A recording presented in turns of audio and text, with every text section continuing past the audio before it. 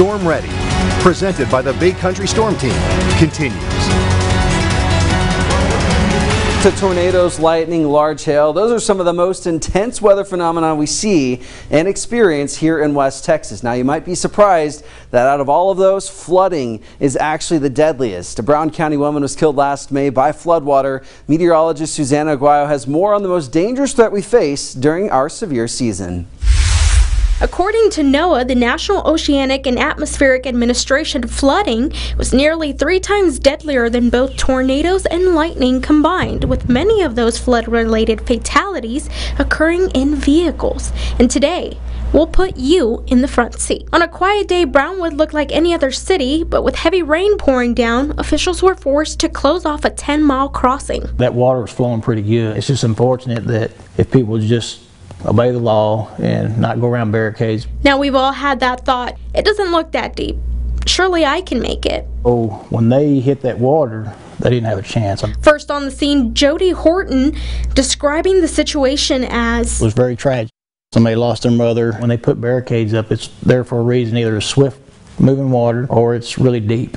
You have a good outcome, it's always positive, but when you have a negative outcome and somebody dies, it affects you.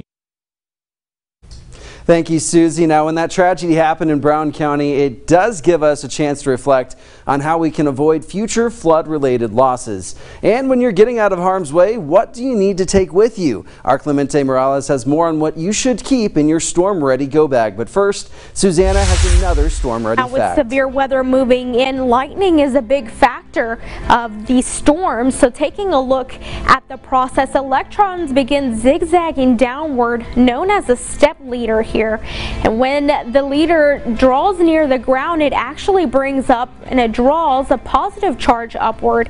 When these two actually start to meet, there can be a powerful electrical current force.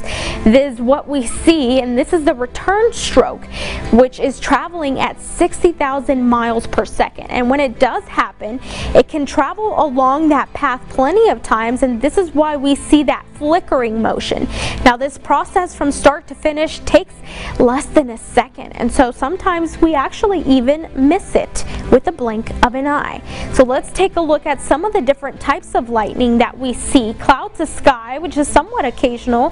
Cloud to cloud, which is a little bit uncommon. And another rare one here, ground to cloud.